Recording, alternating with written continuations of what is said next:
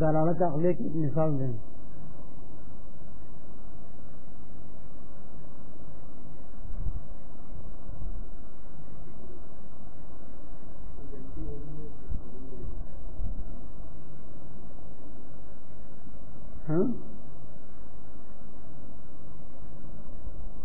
دے ولایت مثال دلالت عقلی کی اسی کیا ہے؟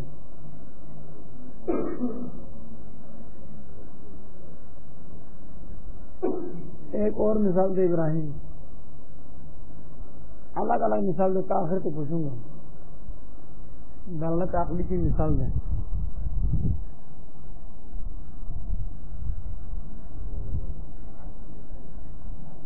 خوف تو کیا ہے وہ آپ کی مثال؟ دعاؤں کو دیکھ کر آپ سے علم حاصل ہونا دلالت عقلی ہے. عبد الرحیم ایک اور مثال دیں. دنیا میں اتنی مثالیں ہیں پھر آپ مثال دی میں ایسے کمبر دے دیں.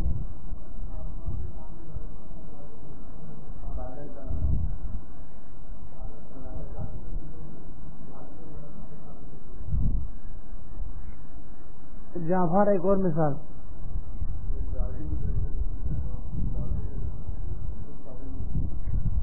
اور عالمگیر صاحب ہونے کس کی دلیل ہے؟ پتھر صاحب تو یہ کس کو غلط کرے گا؟ وہ پتھر صاحب ہے. اس ہمیں کیا پتہ چلا؟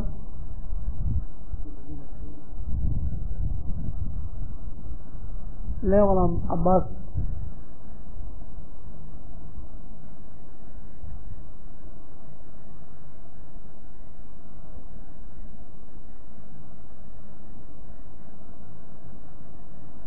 علی محمد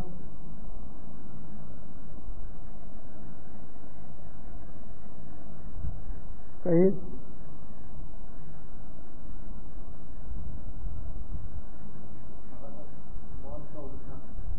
موت کا اٹھنا کیا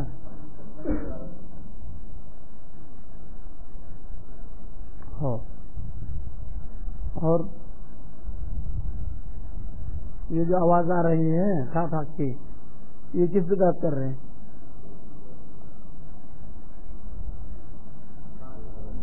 دیکھو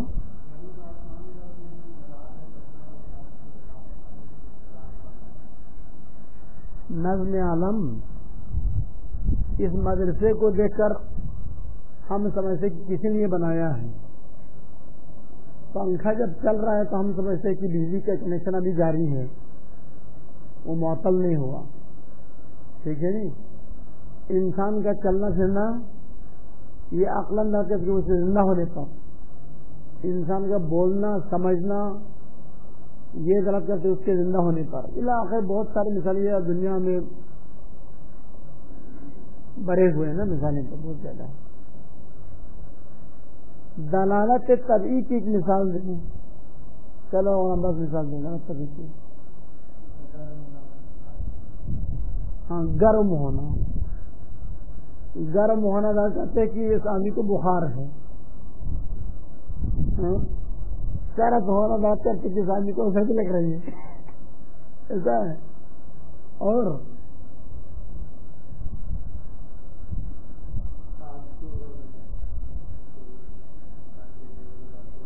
ہاں یعنی انسان کے چہرے کی حالت کو دیکھ کر اس کے خوشحال ہونے, غمگین ہونے, پریشان ہونے, فکر میں ہونے, ان سب کو انسان علم پیدا کر سکے. ان سب پر مزید مثالیں آ جائیں گی. بسم اللہ الرحمن الرحیم. الدلالۃ العقلیۃ.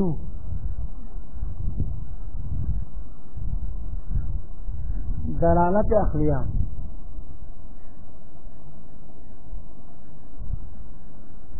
دلالت عقلیہ کیا ہے؟ چونکہ دو چیزوں کے درمیان ملازمہ ہونے کو کس نے ثابت کیا؟ عقل نے. اس وجہ سے دلالت ہے عقلیہ. دو چیزوں کے درمیان رابطہ ہونے کو، دو چیزوں کے درمیان ملازمہ ہونے کو اگر عقل نے ثابت کیا ہے تو اس دلالت کا نام ہے دلالت عقلیہ. دعا اور آگ میں رابطہ ہونے کو کون ثابت کرتا ہے؟ عقل. باہر سے کوئی آواز آئے تو کوئی بولنے والا ہے، آواز آنے اور بولنے والا ہونے کے درمیان ملازمہ ہونے کو کون ثابت کرتا ہے؟ عقل. ایک چیز آپ نہیں اٹھا سکتے تو نہ اٹھا سکنے اور باری ہونے کے درمیان ملازمہ ہونے کو کون ثابت کرتے ہیں؟ عقل ثابت کرتے ہیں. بس دلالت عقلیہ یہ ہے. دال اور مدلول کے درمیان ذاتی ملازمہ ہو، کسی نے بنایا نہ ہو، ذاتی طور پر یہ ملازمہ ہو، اور کبھی بھی یہ ایک دوسرے سے جدا نہ ہوتے ہوں تو اس دلالت کا نام دلالت عقلیہ ہے. وہی دلالت عقلیہ فیما ان موارد میں ہوتا ہے اذا کان بین الدال والمدلول ملازمۃ ذاتیۃ فی وجودہما الخارجی. جب دال اور مدلول کے درمیان ذاتی تعلق اور رابطہ ہو، ان دونوں کے وجود خارجی میں، خارج میں آگ اور دھواں ذاتی رابطہ رکھتا ہے، اور باری اور نہ اٹھا سکنے کے درمیان ذاتی ملازمہ ہے. ان کو کہتے دلالت عقلی. خارج میں آواز اور بولنے والے کے درمیان ذاتی ملازمہ ہے. وہ بولے، آواز آئے، بولنے والا نہ ہو، یہ ہو نہیں سکتا. حتماً کوئی بولنے والا ہے. آپ کہیں کہ ممکن ہے کوئی فرشتہ ہو، وہی وہ تو بولنے والا ہے. ممکن ہے کوئی غیبی آواز ہو، بلاخر غیبی آواز کے کوئی ایجاد کرنے والا ہے نا، وہیں بولنے والا ہو جائے گا.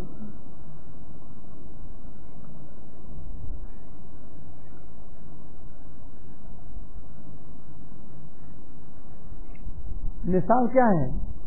کل اثری والمؤثری. جیسے اثر اور مؤثر کے درمیان جو ملازمہ ہے وہ کیا ہے؟ ذاتی ملازمہ ہے. یہ عالم اثر ہے، خدا کے وجود ہونے کا اثر یہی ہے، یہ کائنات ہے. تو اس کائنات کو دیکھ کر ہمیں ایک خالق کے ہونے پر یقین ہو جاتا ہے. اب جس کا نام مسلمان اللہ رکھے، ہندو بھگوان رکھے، وہ ہم ان سے بچے نام سے، بلاخر ایک خالق ہونے کو ہر عقل تسلیم کر لیتی ہے. اب نام ممکن ہے کوئی خدا نام رکھے، کوئی اللہ نام رکھے، کوئی اور کوئی نام رکھے، نام سے لیتے ہے بلاخر خالق ہونا یہ غلط عقلی ہے.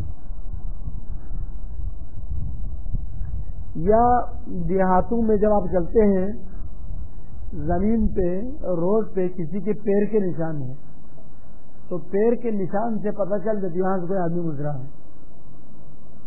گھوڑے کے ٹاپ کے نشان ہے تو پتہ چلتا کہ یہاں سے کوئی گھوڑا گزرا ہے. اس طرح سے کسی بھی حیوان کے نشانات اگر ہو، یا جاتے وقت راستے میں کچھ گوبر نظر آتے ہیں تو ایک گوبر خواہ مخواہ آسمان سے نہیں نہ رکھتے ہیں، بس حتماً کوئی حیوان یہاں سے گزرا ہے اور اس نے یہ چھوڑ کے گیا ہے، لے کے نہیں گیا. البعرۃ تدل علی البعیر واثر القدم تدل علی المسیر. البعرہ یعنی اونٹ کے جو مدفوع ہے، اونٹ کے جو مدفوع ہے وہ دلالت کرتے کہ یہاں سے کوئی اونٹ گزر گیا ہے. پیر کے نشانات دلالت کرتے کہ یہاں سے کوئی آدمی گزرا ہے. تو یہ کل کائنات دلالت نہیں کرتے کوئی خالق ہے. ایک چھوٹا سا نشانے سے آپ کو پتا کہ وہ اونٹ گزرا ہے، تو اتنے بڑے کائنات کو دیکھ کر تمہیں یقین نہیں آتا کہ خالق بھی ہے یا نہیں ہے. یہ وہ اس طرح سے یہ غلط عقلی ہے. اس طرح اثر اور مؤثر. اونٹ کا گزرنا یہ مؤثر ہے, پیر کے نشان اثر ہے. گوبر کیا ہے؟ اثر ہے. گھوڑے کے گزرنے یا گائے کے گزرنا وہ کیا ہے؟ وہ مؤثر, جسے یہ انصار چھوڑا ہے. جب انسان دال پہ علم پیدا کر دیتا ہے تو مدلول پہ علم بہت بہت حاصل ہو جاتا ہے, دیکھے بغیر. مدلول کو دیکھنے کی ضرورت نہیں ہے. فَإِذَا عَلِمَ الْإِنسَانُ مَثَلًا, جب انسان یقین پیدا کر لے, أَنَّ ضَوْءَ الصَّبَاحِ, صبح کی جو روشنی ہے, روشنائی ہے, اثر, یہ اثر ہے, لِطُلُوعِ قُرْصِ الشَّمْسِ, سورج کے جو جسم ہے وہ اس زمین کے افق سے نکل چکا ہے, تبھی تو صبح ہوتا ہے, ورنہ رات ہوتا ہے. صبح ہونا شروع ہوتا ہے کہ جب افق سے سورج نکلنا چہرے میں شروع ہو جائے. تو طلوع جسم شمس مؤثر ہے اور روشنائی کیا ہے؟ اثر ہے. تو جب انسان کو اس ملازم پر علم ہے, جب بھی روشنی دیکھیں وہ یقین کر لیتے سورج شروع ہو چکا. بس سورج کے شروع ہونا مؤثر اور روشنائی کیا ہے؟ اثر. جب انسان کو یہ ملازم پر علم ہے, وَرَّأَ الضَّوْءَ عَلَى الْجِدَارِ, پھر روشنی کو دیکھ لیتا ہے دیوار پہ. تو دیوار پہ سورج کی روشنی دیکھتے ہی ينتقل ذہن الانسان, اس انسان کا ذہن چلا جاتا ہے الى طلوع الشمس قطعا. یہ قطعا قید ينتقل ہے, یعنی قطعا اس کا ذہن طلوع الشمس کی طرف چلا جاتا ہے, نہ تو اس کا ذہن چلا جاتا ہے آدھی رات کی طرف. بس ہماری اس مثال میں دیوار پہ روشنی کو دیکھنا دال ہے, طلوع الشمس پہ علم پیدا ہونا کیا ہے؟ مطلوب ہے. فَيَكُونُ ضَوْءُ الصَّبَاحِ, صبح کی جو روشنائی ہے وہ دال ہے, عَلَى الشَّمْسِ عَلَى طُلُوعِ الشَّمْسِ. عَلَى الشَّمْسِ ہونا کیا ہے؟ عَلَى طُلُوعِ الشَّمْسِ, سورج سے نکلنے پر. اور یہ دلالت کیا دلالت ہے؟ دلالتاً عقلیتاً. یہ دلالتاً عقلیتاً دالن کے لیے مفعول مطلق ہے. یہ دلالت کرے گا, دلالت عقلی کے طور پر سورج سے شروع ہونے پر. ایک اور مثال,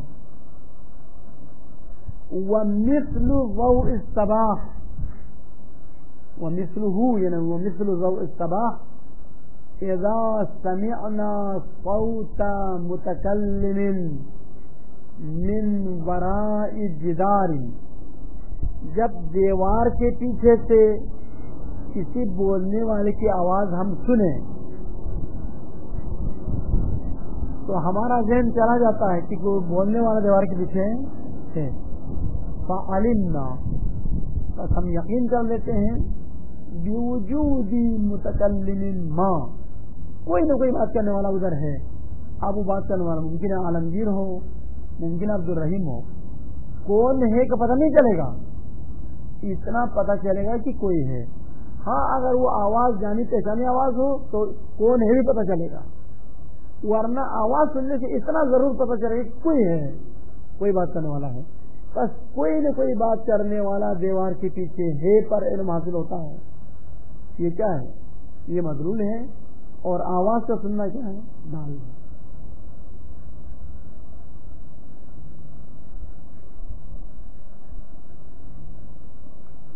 اب وہ جو بات کرتا ہے ممکن ہے محمل بات کریں, ممکن ہے کوئی معقول بات کریں. خواہ مخواہ چرواہوں کی طرح آوازیں نکالتا ہے, محمل بات, کوئی معنی اس کا نہیں ہے. پھر بھی آپ کو پتہ چلے کوئی نہ کوئی ہے. یا ادھر سے تلاوت قرآن شروع کرے یا المنطق پڑھ کے سنائے, پھر بھی اتنا پتہ چلتا ہے کہ کوئی بات کرنے والا ہے.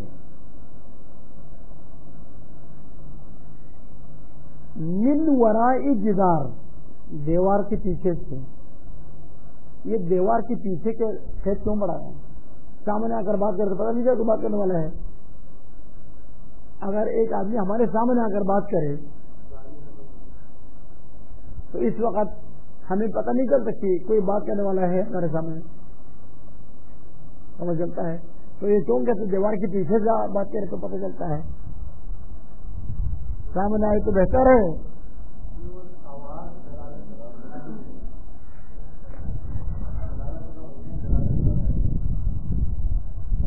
دلالت کیوں ختم ہو؟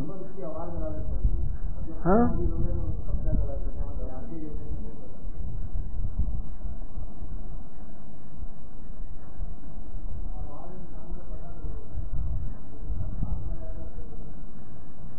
تو سامنے آئے گا تو پتہ نہیں چلے گا کہ کوئی بولنے والا ہے.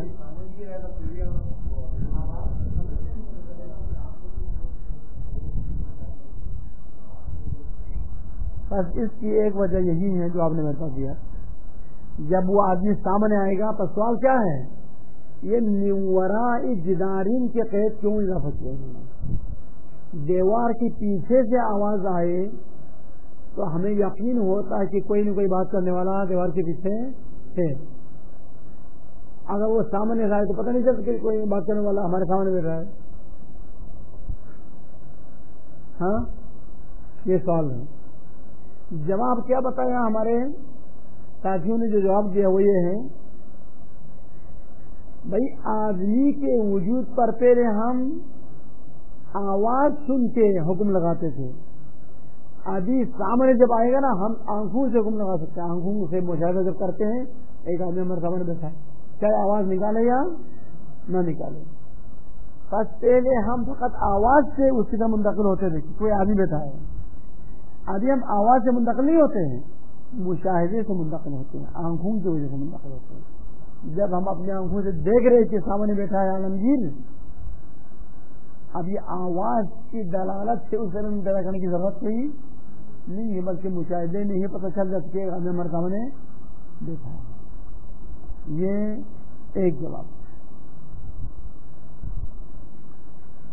تو مشاہدے کا علم علم حسی ہے, آواز سے علم پیدا کرنا علم غیر حسی ہے. اب جب علم حسی جب آ گئے تو غیر حسی کی ضرورت ہی نہیں ہے. یہ دوسرا جواب جو بعض علماء نے دیا ہے وہ یہ ہے, سامنے آ کر اگر کوئی آواز دے پھر بھی دلالت, دو دلالت موجود ہے یہاں پر. ایک ہے دلالت حسی, ایک ہے دلالت عقلی. آنکھوں سے دیکھتے اس کی شکل کو دیکھتے, آواز کو تو آنکھوں سے نہیں دیکھتے ہیں. شکل پر علم پیدا کرنا علم حسی کے ذریعے سے ہے. اما اس کی آواز سن کر بات کرنے والا یہی ہے کہنا یہ عقل کے ذریعے سے. بات کرنے والا یہی چاہتے, بات کرنے سے پتہ چلتا کہ وہ بات کرنے والا ادھر ہے ہمارے سامنے بیٹھا ہوا ہے, کیونکہ آواز دیکھتا تو نہیں ہے نا, آواز سنتا ہے.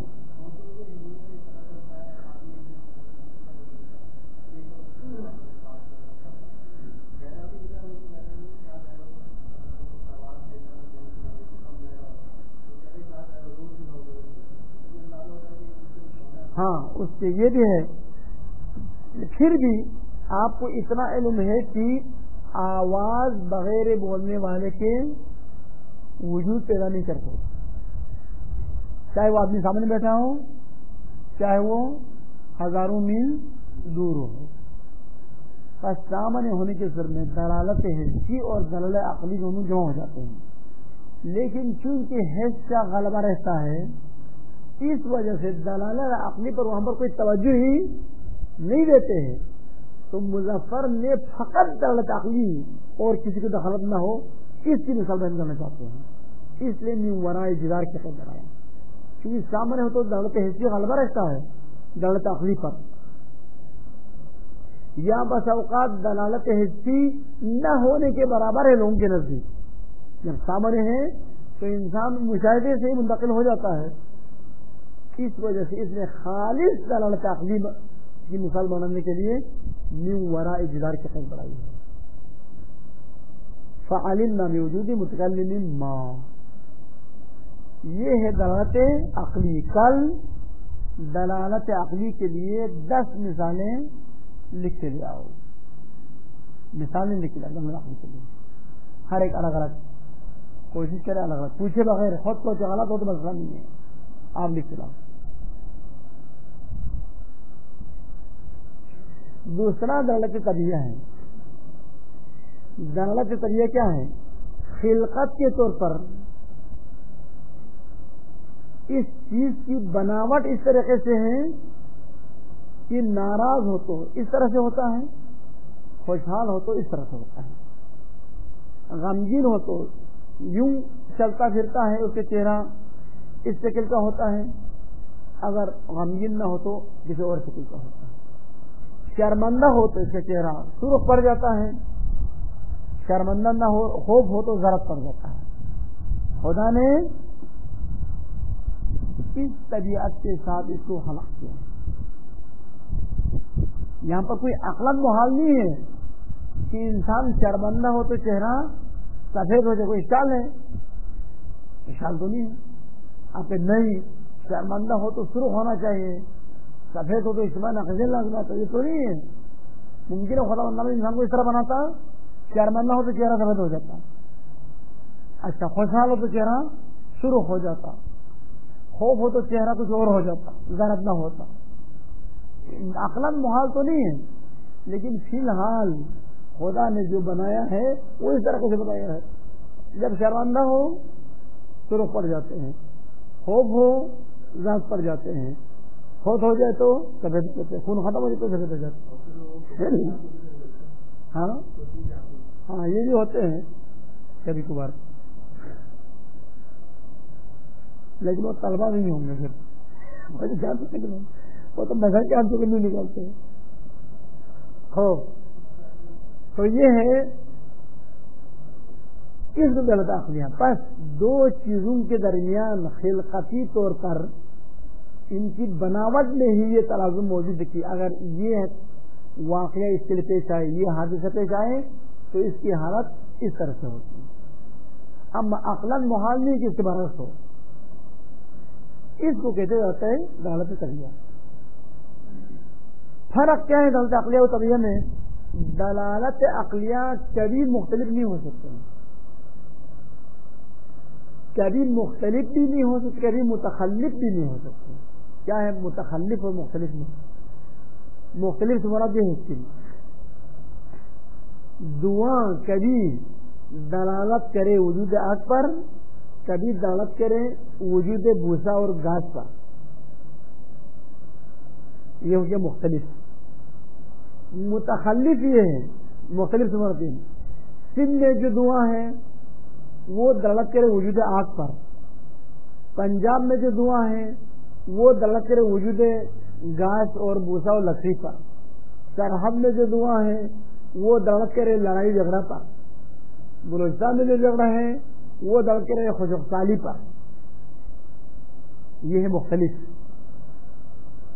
متخلف یہ کہ خود سندھ کے اندر دعا ہفتے کے دن یدل علی وجود النار پر، جمعے کے دن یدل علی وجود لکڑی پر، اور کسی اور دن یدل علی وجود گائے بھینس بکری پر. یہ ہے متخلف، یعنی ایک ہی چیز میں بدل جائے. یہ ہے متخلف. مختلف چیزوں میں الگ الگ ہو، یہ ہے مختلف. بس لا یختلف ولا یتخلف. لا یختلف افراد کے لحاظ سے مختلف نہیں ہوں گے، لا یتخلف خود بھی نہیں بدلے گا، کبھی اس طرح کبھی اس طرح. اما دلالت طبیعی یختلف بھی ہے یتخلف بھی ہے. یختلف کیسے ہیں؟ زید جب سست ہو جاتے ہیں تو انگڑائی لیتے ہیں، باقر جب سست ہو جاتے ہیں سو جاتے ہیں. باقر کی طبیعت کی سستی کے واپس سو جاتے ہیں. زید کی طبیعت یہ ہے کہ جب سستی آ جائے تو انگڑائی لیتے ہیں. یہ ہو گیا یختلف. یتخلف یہ کہ خود باقر صبح سے شام تک کبھی سستی ہونے کی وجہ سے وہ انگڑائی لیتا ہے، کبھی سستی کی وجہ سے وہ سو جاتا ہے. یہ ہوئے تخلف. ایک ہی آدمی نے بدل گیا، یہ تخلف ہے. مختلف لوگوں میں الگ الگ ہے، یہ یختلف ہے. پس دلالت قطعی یختلف بھی ہے اور یہ تخلف بھی ہے، یعنی لوگوں کے لحاظ سے الگ الگ بھی ہے اور ایک ہی آدمی کے اندر بھی بدل جاتے ہیں. اما دلالت عقلی نہ یختلف ہوگا نہ یہ تخلف ہوگا، نہ لوگوں کے لحاظ سے. ابھی چین سے ایک 5 سالہ بچہ کو اٹھا کے لے آؤ، یہ عالمگیر کا کام ہے. گلگت سے آگے جا کے چین سے ایک 5 سالہ بچے کو اٹھا کے لے آؤ، پھر اپنے گھر میں دعا دکھاؤ، پھر پوچھو یہ کیا ہے، گھر میں آگ روشن ہے. پھر جا کے سرحد سے ایک 80 سالہ بوڑھا کو لے آؤ، اس سے پوچھو یہ دعا کیا ہے، اندر آگ ہے. پھر یورپ میں جائے کسی بدبخت کو لے آؤ، اس سے پوچھو یہ دعا کیا ہے، وہ بھی کہے گا کیا ہے آگ. بس جس کو بھی دکھاؤ وہ یہی کہے گا کہ آگ. دلالت عقلی سکھانے کی ضرورت نہیں ہوتی، وہ خود بخود سیکھ لیتے ہیں. الثانی الدلالت الطبعیۃ، قسم ثانی دلالت طبعیہ ہے. وہی اور یہ دلالت طبعیہ فیما ان موارد میں ہوگا اذا كانت الملازمۃ بین الشیئین، شیئین سے مراد دال و مدلول، دال اور مدلول کے درمیان ملازمہ طبعی اور خلقتی ملازمہ ہو، نہ کہ عقلی اور وضعی. ملازمتاً طبعیتاً، ملازمتاً طبعیتاً یعنی اعنی، اس کی تفصیل بھی کرتا ہوں. التی وہ ملازمہ یقتضیہا طبع الانسان، اس انسان کی طبیعت جو وہ اس ملازمے کا تقاضا کرتا ہے. یقتضیہا اس ملازمے کا تقاضا کرتا ہے، چاہتے ہیں ایسا ملازمہ ہو. طبع انسان، اب یہ کون سا انسان، سننے والا مخاطب یا جس میں یہ طبیعت موجود ہے؟ وہ کہتے جس میں یہ طبیعت موجود ہے وہی، بشرط کہ سننے والے کو اس کی طبیعت پر علم ہو، تب غلط کرے گا. مثال کے طور پر عالمگیر کو پتہ ہے کہ آغا عبد الرحیم جب ناراض ہوتا ہے اس کی طبیعت کیا ہے، وہ سو جاتا ہے. تو جب بھی عبد الرحیم کو ضرورت سے زیادہ سوئے گا تو یہ عالمگیر کو پتہ چلے گا یہ ناراض ہے. لیکن دوسرے طلبہ کو تو پتہ نہیں اس کی طبیعت کا. اب یہ جب تک بھی سو جائے پتہ نہیں چلے گا یہ ناراض ہے.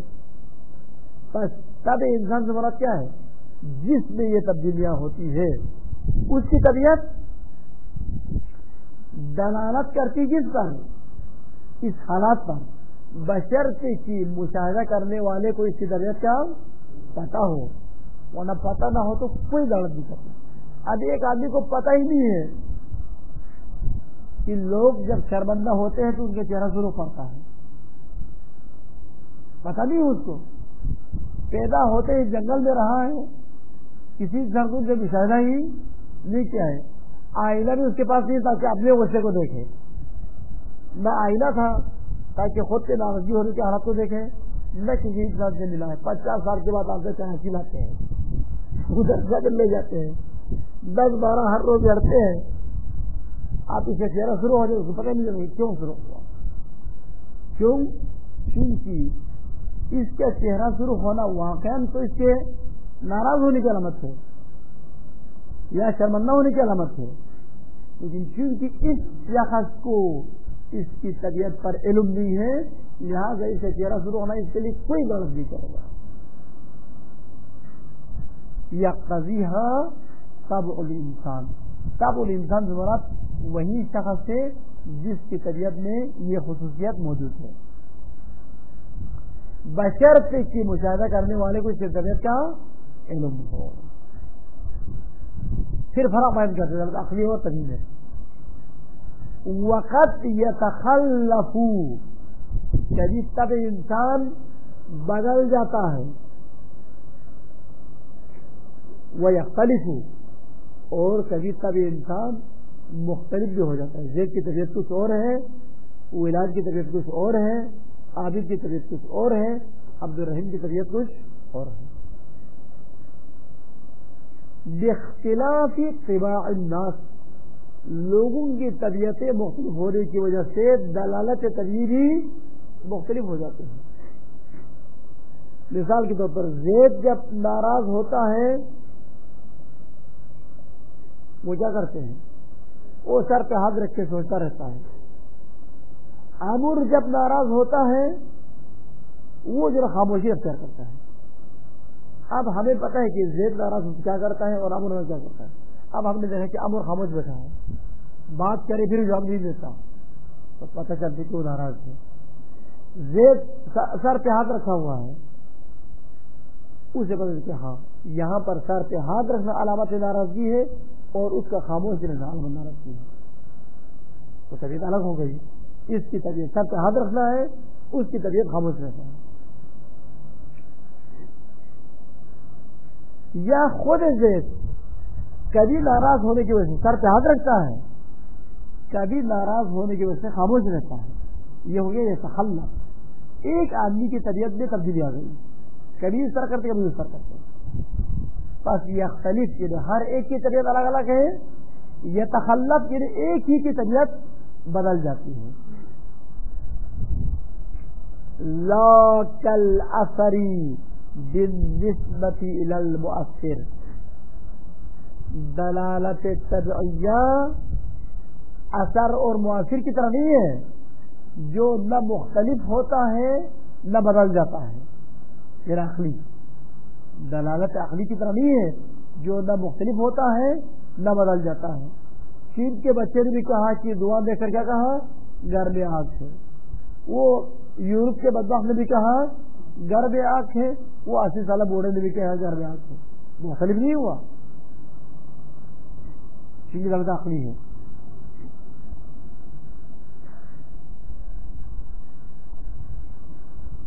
الذی، وہ اثر اور مؤثر کے درمیان ملازمہ کہ لا یتخلف یعنی نہ بدل جاتا ہے، ولا یختلف نہ مختلف افراد کے لیے الگ الگ ہو جاتے ہیں.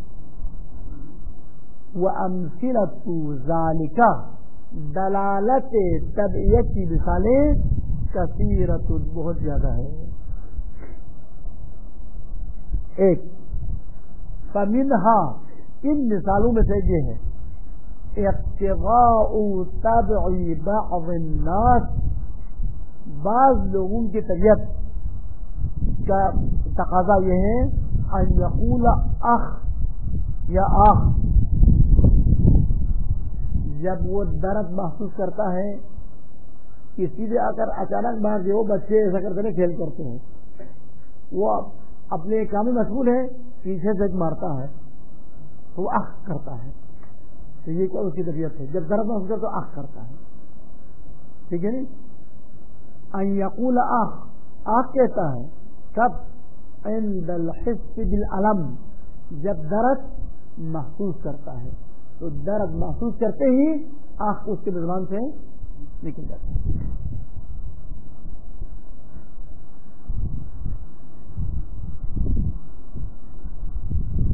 اب یہ آنکھ کہتے ہیں یا اوخ کہتے ہیں، وہ آپ خود جا کے لوگوں سے مشاہدہ کریں.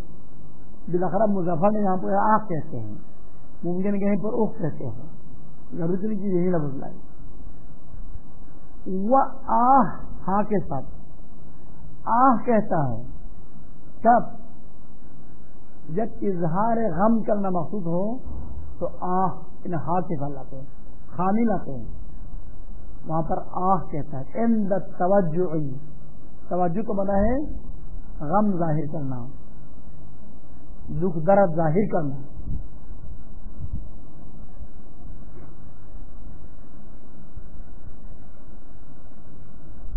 وہ جو بحث بلاغہ میں کہاں پر ہے؟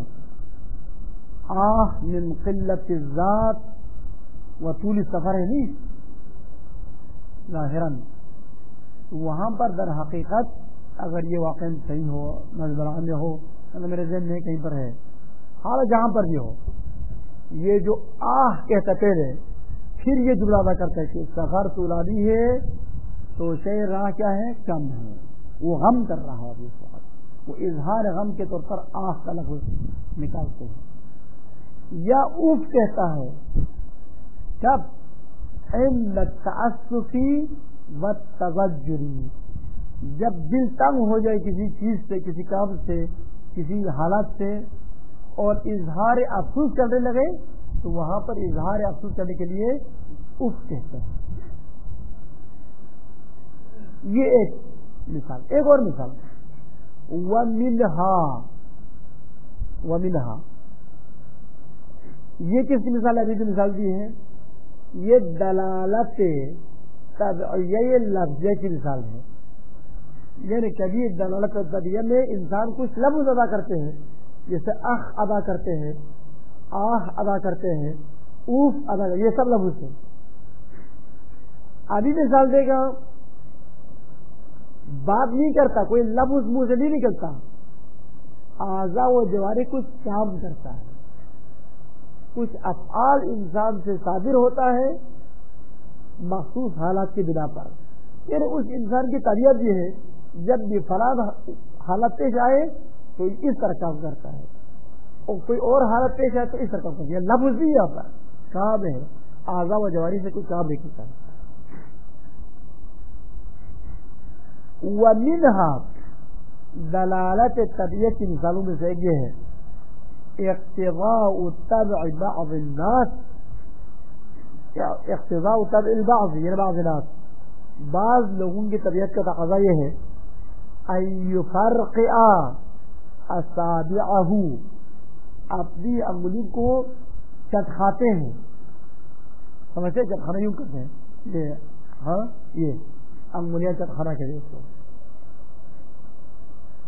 اپنی انگلیوں کو چٹکھاتے ہیں کب، یہ کام، یا کیا کرتے ہیں بعض انگلیاں چٹکھاتے ہیں، او یتمتع، یا انگڑائی لیتا ہے، عند الزجر، اکتا جانے کے بعد کسی کام سے اکتا جائے، والسعم، اور سستی آ جائے، سستی اور اکتاتے وقت یا انگڑائی لیتا ہے یا اپنی انگلیوں کو چٹکھاتے ہیں، یہ اس کی عادت ہے۔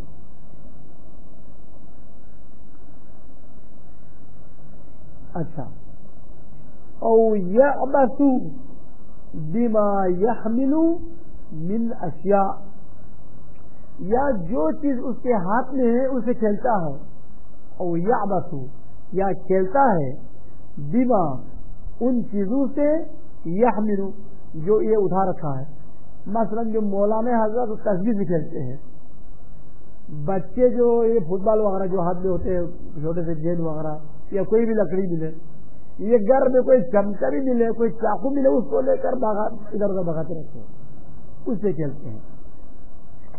یا جو داڑھی والے حضرت وہ داڑھی سے کھیلتے ہیں، مونچھ والے حضرات وہ مونچھوں سے کھیلتے ہیں، اور کچھ نہ ملے تو بھرت سے کوئی سر کے بال سے کھیلتے ہیں، بلاخرہ کچھ نہ کوئی ہاتھ لگاتے رہتے ہیں۔ یہ بھی ایک طبیعت ہے بعض افراد کی، من اشیاء، یا اپنے ہاتھ میں اٹھائے ہوئے چیزوں سے کھیلتے ہیں، او بلحیتہ، یا داڑھی سے، وہ بار بار داڑھی کو ہاتھ لگاتے ہیں، او بانفہ، یا ناک سے، او یضع اصبعہ، یا اپنی انگلی کو رکھتے ہیں بین اعلی اذنہ وحاجبہ، کان کے اوپر والے حصے اور آبرون کے بیچ میں، عند التفکیر، فکر کرتے وقت۔ تو فکر کرتے وقت کچھ لوگ کھیلتے رہتے ہیں، تصویر سے، داڑھی سے، ناک سے، کان سے۔ کچھ لوگ جو ہے وہ کیا کرتے ہیں، اپنے انگلی کو سر کے مثلا ناک اور آبرو اور کان کے بیچ میں رکھتے ہیں، جس طرح اللہ مال کے کبھی کبھار یہ تصویروں میں آتے ہیں نا۔ یہ دو مثالیں، کئی مثالیں ہیں، دو مثال تو نہیں، کئی مثالیں ہیں۔ او یتصعب عند النعاس، نعاس اونگ کو کہتے ہیں، نعاس آنا تھکاوٹ کی علامت ہے، سستی کی علامت ہے۔ اونگ آتے وقت جمائی لیتا ہے، او یتصعب یا جبائی لیتا ہے ان النعاس اونگ آتے وقت. تو یہ بھی بعض افراد کی طبیعت ہے. فَإِذَا عَلِمَ الْإِنسَانُ بِهَذِهِ الْمُلَازَمَاتِ، جب انسان ان چیزوں کے درمیان ملازمے پر علم پیدا کرے گا تو جب بھی داڑھی سے کھیلے گا وہ سمجھے گا یہ فکر کر رہا ہے، جب بھی تسبیح سے کھیلے گا وہ خیال کرتے کہ فکر کر رہا ہے، کوئی سوچ رہا ہے. فَإِنَّهُ، یہ انسان، ينتقل ذہنہ، اس انسان کا ذہن چلا جاتا ہے، من احد المتلازمین، داڑھی سے کھیلنے پر علم حاصل ہونے سے، الی الاخر، فکر کرنے کی طرف.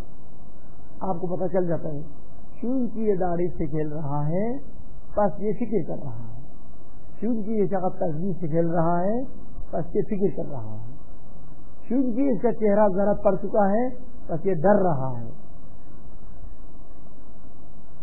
مثلا فَعِندَمَا يَسْمَعُ الْإِنسَانُ بِكَلِمَةِ آخ، جب کسی آدمی کے منہ سے کلمہ آخ نکلتا ہے اور انسان سن لیتا ہے تو سننے والے کا ذہن چلا جائے گا.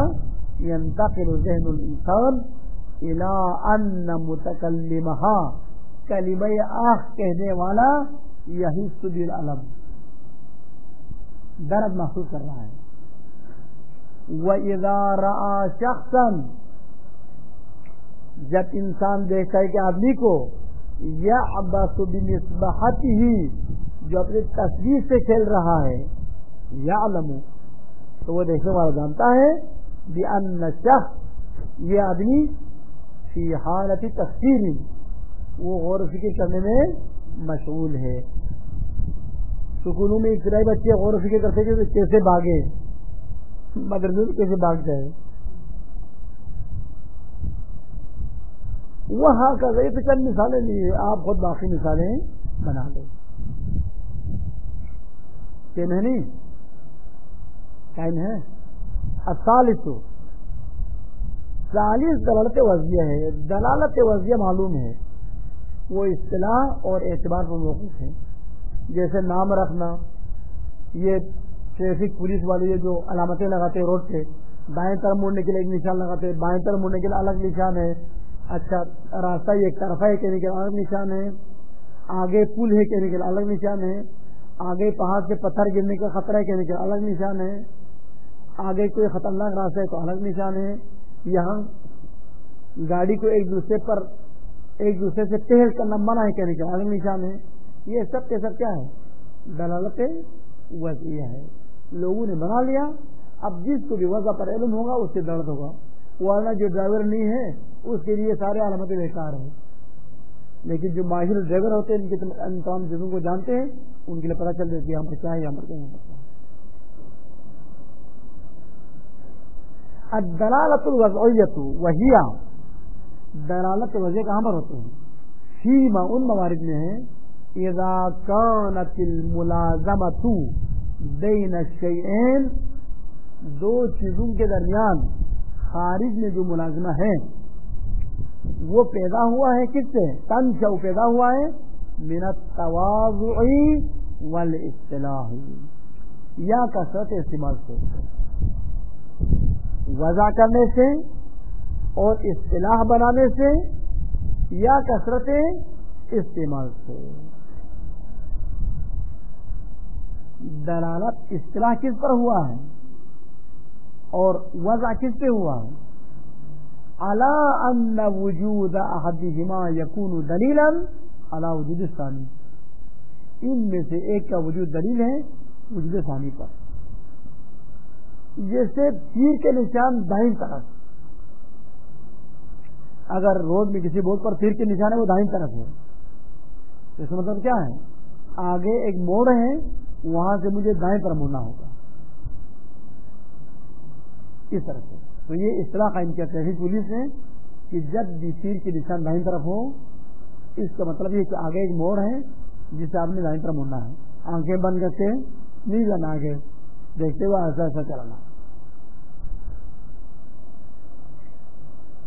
کل خطوط التی، جیسے وہ خطوط اصطلح علی ان تکون دلیلا علی الفاظ، جس پر اصطلاح قائم ہوا ہے یہ دلیل بنے گا کس پر؟ الفاظ پر. جیسے یہ خط جو پڑھ رہے ہیں، یہ جو اصول فقہ کے جو خط ہے یا جو المنطق کی جو خط ہے ابھی دیکھ رہے ہیں، ابھی پڑھ رہے ہیں، کیسے پڑھ رہے ہیں آپ؟ دلیلاً میں دلیلاً کیوں پڑھتے ہیں؟ ظاہراً کیوں نہیں پڑھتے ہیں؟ کیونکہ دلیلاً میں دال لام یہ اس تلفظ کے لیے علامت ہے. اگر اس کی جگہ پر ظاہراً ہوتے ذات رے بے ہوتے ہیں اب ظاہراً پڑھ لیتے ہیں. یہ ایک مثال. ایک اور مثال، وقت اشارات